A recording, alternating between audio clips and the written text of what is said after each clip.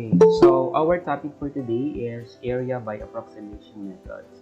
So by analytical approximations, area under the curve will be computed using the trapezoidal rule and parabolic, or the parabolic rule is also referred to as the Simpson's one-third rule. So first one na pag-uusapan natin ngayong umaga is the area by trapezoidal rule. So unlike in the previous topic that we are considering either inscribed or circumscribed rectangles to compute for the area under the curve, in this lesson, we will be taking the sum of the area of the trapezoids. So, kung ito yung curve natin, and we are computing for the area of the BLHG, so, if we are computing for the area under the curve from this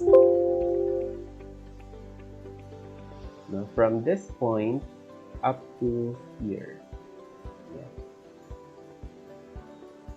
Kung kinukompute natin yung area na to, pwede daw natin siyang i-divide into trapezoids, no?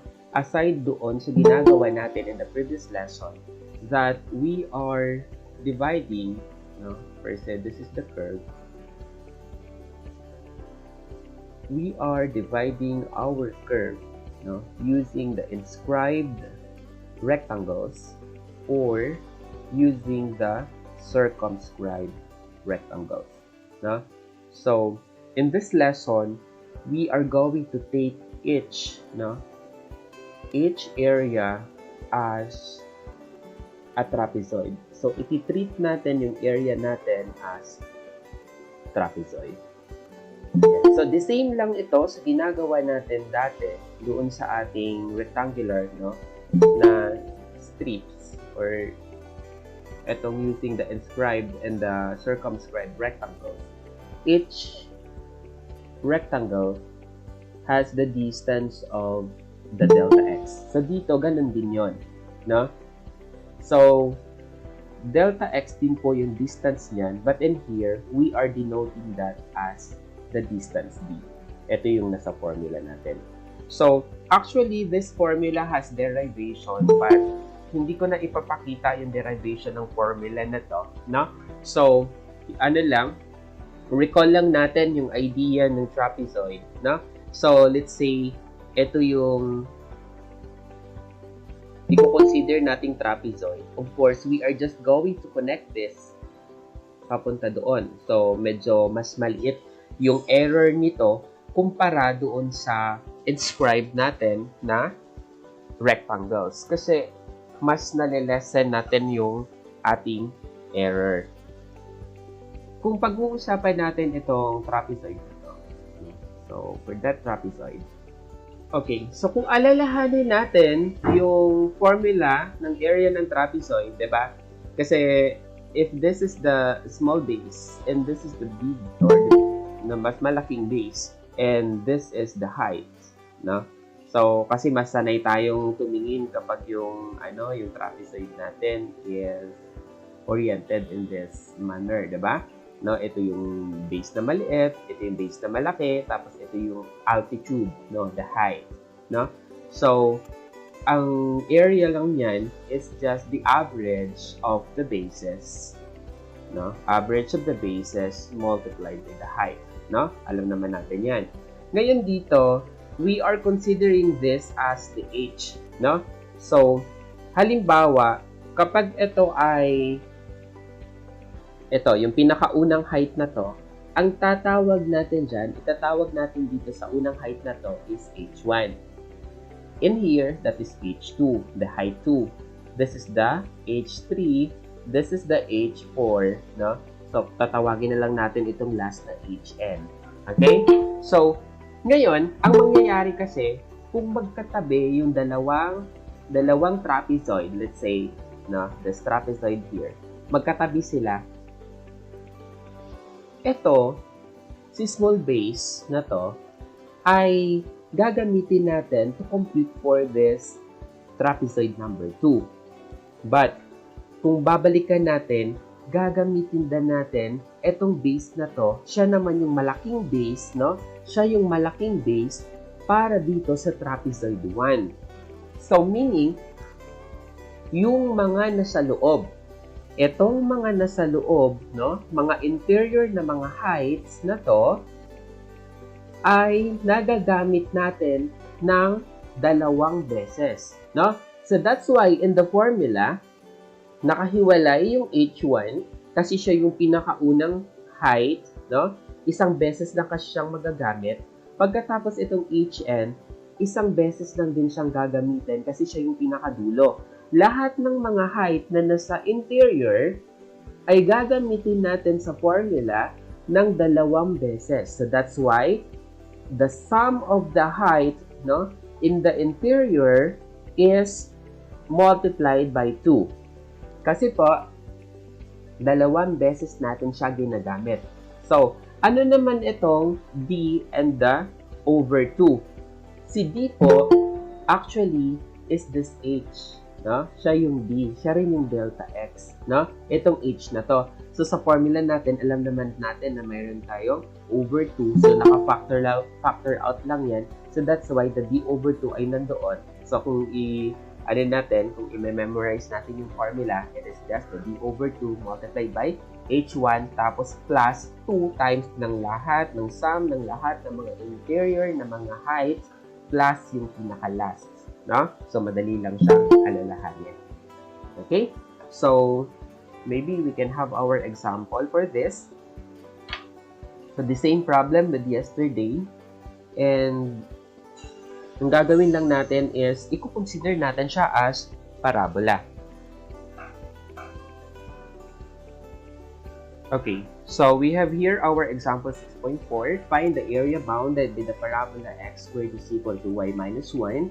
The x-axis from x is equal to 0 to x is equal to 4 by the trapezoidal rule. So we are asked to compute considering the n value or the number of division is equal to 6 and the number n is equal to 8. And we are going to compare the results between. So, in the previous example, ay nagawa na natin to. No? So, yung graph natin dito is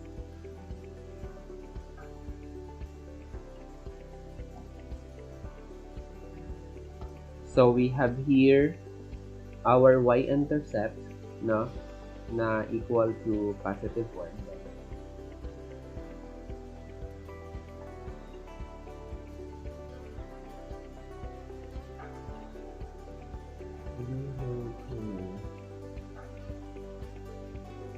I-rewrite natin yung equation natin na since this is x squared is equal to y minus 1, so we have here y is equal to x squared plus 1.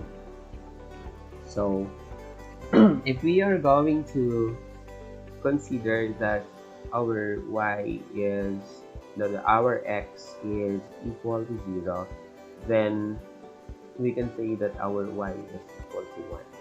So, kung i-graph natin to, and we know that this is all positive, no? And ito ay symmetrical with the shock, no? Kasi kung i-consider natin if x is equal to negative x, then that would be x squared plus 1 still. So, this is symmetrical with respect to the y-axis. So, dadaan siya dito sa 0, 1. And then, aakyat na lang to siya since this is a parabola facing upward. And medyo lakihan natin ang konti yung open for visualization purposes.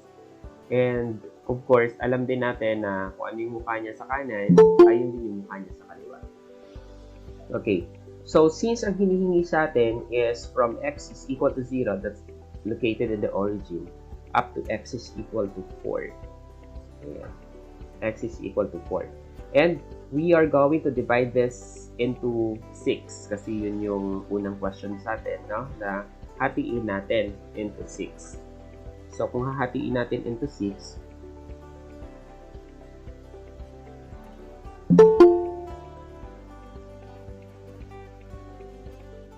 we have Ayan, i-consider natin ito na trapezoid, trapezoid yan, trapezoid, trapezoid, and trapezoid. Okay. So, ito ngayon, yung ating H1. Ito yung pinakauna. H1. Tapos ito yung H2 natin, H3, H4, this is H5, this is H6, then this is H7. Okay?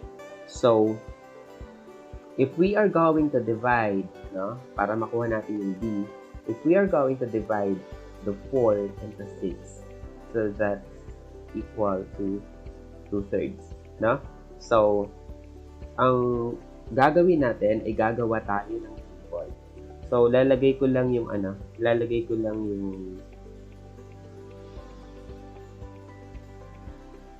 X, tapos lalagay ko dito yung H, no?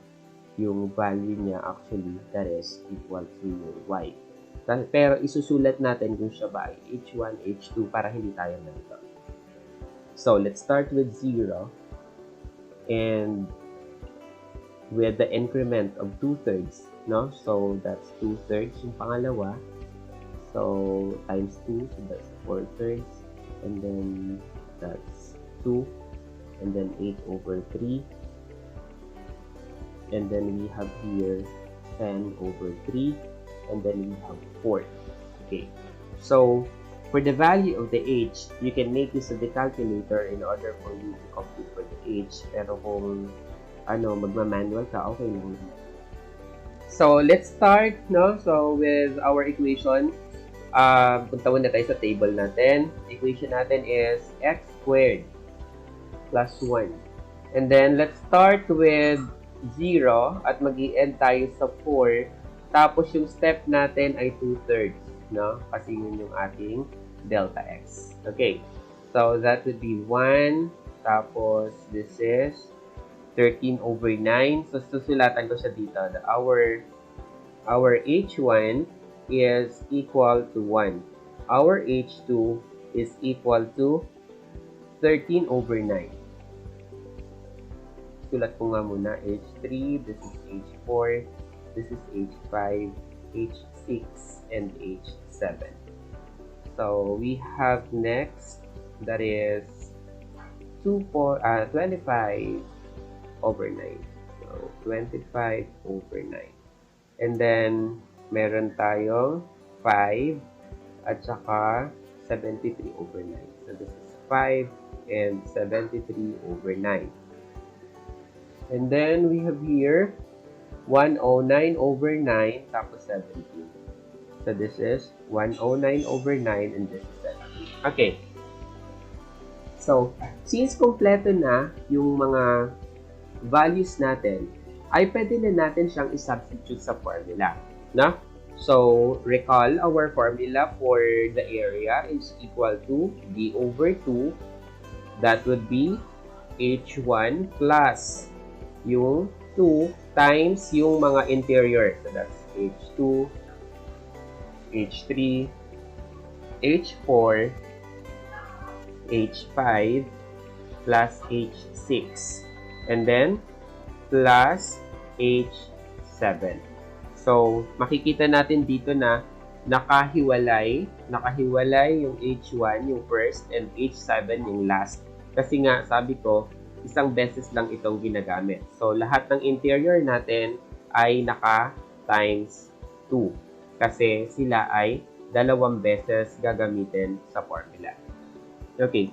So, substitute natin. Then, we have here, our A is equal to, no? So, ilan yung D natin? Our D is equal to 2/3 over 2.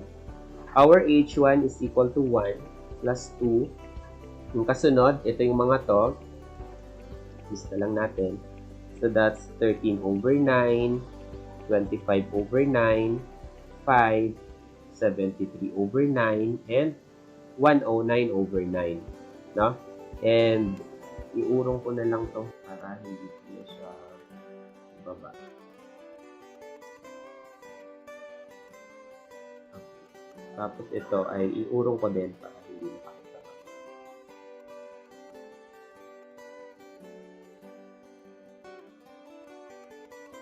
Okay. So, we have here plus yung H7 natin is 17. Okay? So, gamitan na lang natin ang calculator para mabilis. We have 2/3 over 2 multiplied by 1 plus 2 times 13 plus 25 plus 73 plus 109 over 9. Pinagsama-sama ko na lang para hindi na tayo paulit-ulit. Plus, may whole number tayo na 5. And I forgot to place parentheses here. And then, plus 17.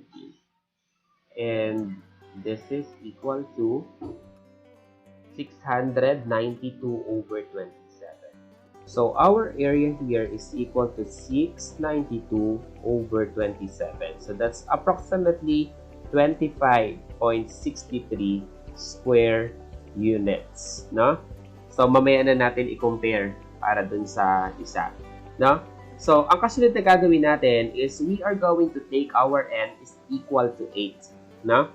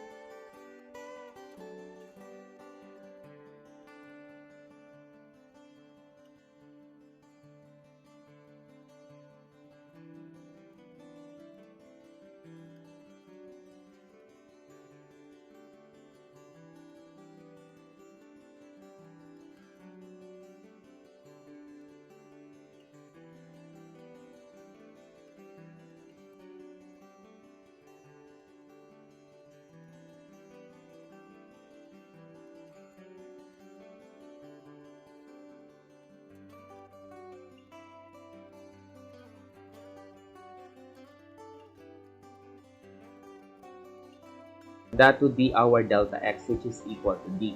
No? So, 4 over 8, and that is equal to 1/2. So, gagawa ulit tayo ng panibagong table. So, this would be our x. Urong ko na lang para hindi na siya magsiksikan ulit mamaya. So, this would be our x, and this would be our h, which is equal to y. So, start tayo with 0, and 1/2 yung increment natin. So, we have 1/2, 1, 3 halves, 2, we have 5 halves, 3, 7 halves, 4. Okay? So, we have here our h1, h2, h3, h4, h5, h6, h7, h8, h9. Okay? So, gamitan natin ang calculator ulit. We have our table. Equation natin is x squared plus 1. And start tayo with 0 and tayo with 4 with step of 1/2. And that is equal to 1 tapos 5 over 4. So this is 1, this is 5 over 4. And we have 2 tapos 13 over 4, and we have 5 and 29 over 4, and we have 10 and 53 over 4.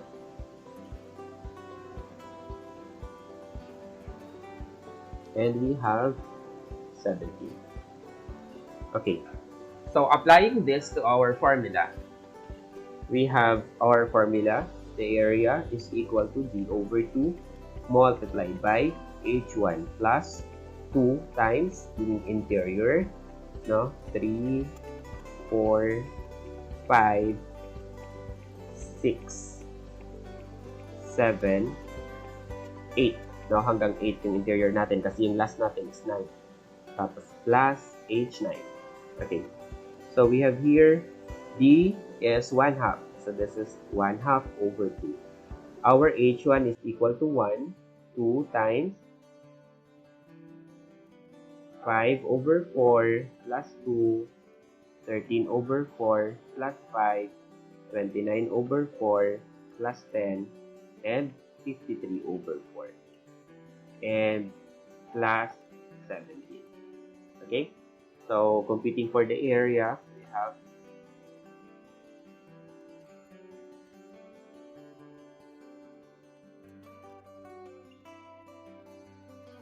1/2 over 2 times 1 plus 2 times, be careful with the parenthesis ha, kasi baka magkamali kayo ng lagay ng parenthesis. Plus 13 plus, pagsamahin ko na lahat na may over 4, 29 plus 53 over 4. Then we have plus 2 plus 10 and plus 7. Pero may typo error din ako doon sa ha. May typo error din ako doon sa may module kasi ang na-substitute natin doon is 2/3, no? Dapat 1/2 'yon. That's page 21 ng module nito. Okay, so computing for this, and we have 51 over 2. So although tama naman yung sagot na nasa module, pakipalitan lang yung D kasi yung D na nasulat dyan is 2/3. Dapat yan ay 1/2. Okay?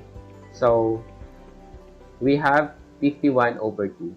That is, 51 over 2, that is equal to 25.5 square units. No? Wala yung sagot natin. So, we have here 25.5 para sa n is equal to 8. Sa n is equal to 6, sa n is equal to 6, that is 25.63. No? Compare natin. Sa n is equal to 6, we have 25.63. Sa n is equal to 8, we have 25.5.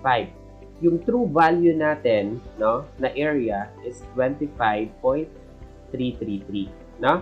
So as we can see, habang nilalakihan natin yung value ng n natin, yung answer natin ay paliit ng paliit, no? And it is approaching our real value, which is 25.333. Pero kung titignan natin, malapit na siya, no? Ito kasi yung true value natin. Kumpara doon sa previous na answer natin na medyo malayo, may mga 30 pa tayo doon, tapos may mga nasa mas mababa yung sa isa, no? Kung i-recall natin yung previous na solution natin using the rectangle. Okay? So, that's it for our trapezoidal rule.